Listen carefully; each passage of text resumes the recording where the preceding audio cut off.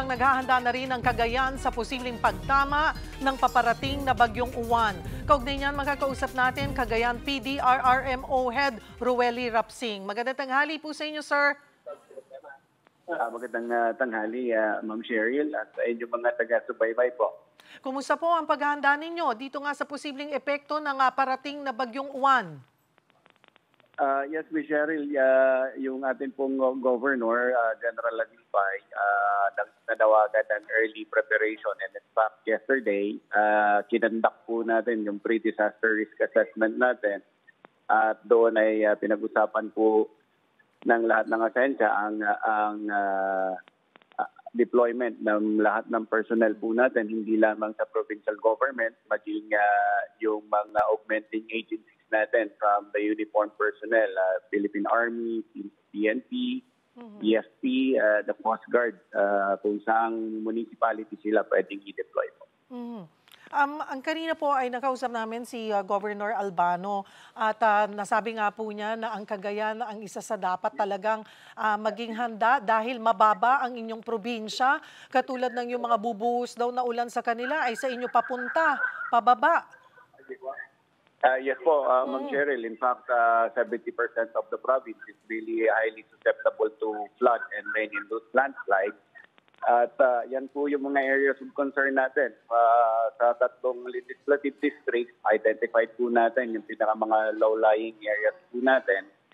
At ganito kaaga ay nananawagan tayo sa ating mga local chief executives to conduct early preparations po. And sa ngayon po, lahat ng mga bayan po natin dito ay doing their early preparation, pruning, and declogging all waterways po ng kanilang mga bayan.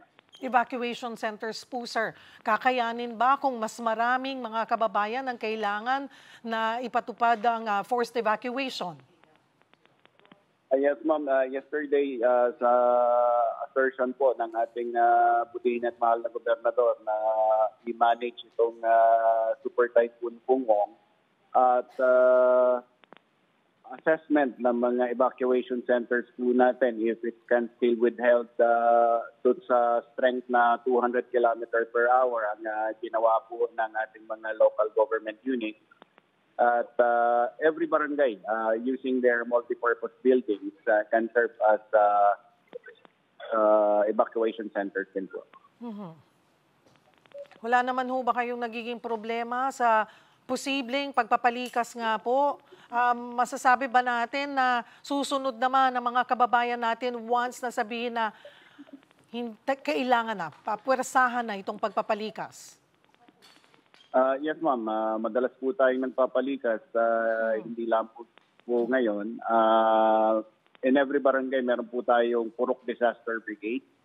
At meron din po tayong mga community emergency responders of which we have already activated them po so that all the communities are aware etong threat paparating po dala ng Super Typhoon Pungong. Paalala po sa inyong mga kababayan dyan po sa Cagayan, Sir Roel. Yes po, sa mga kababayan po natin dito sa probinsya, antayin po lang po natin yung pagtaas ng alert level ng Office of Civil Defense kung tayo ay blue or red. Kapag tayo ay nasa red alert status po, under Charlie Emergency Response Protocol, ang ating mga alkalde ay maaari na pong mag-forced evacuation sa ating mga lugar. Sumunod po kayo sa inyong mga local barangay officials at dadalhin po kayo sa mas bigtas na lugar. Marami pong salamat at mag-iingat po kayo, Cagayan PDRRMO Head Roely Rapsing.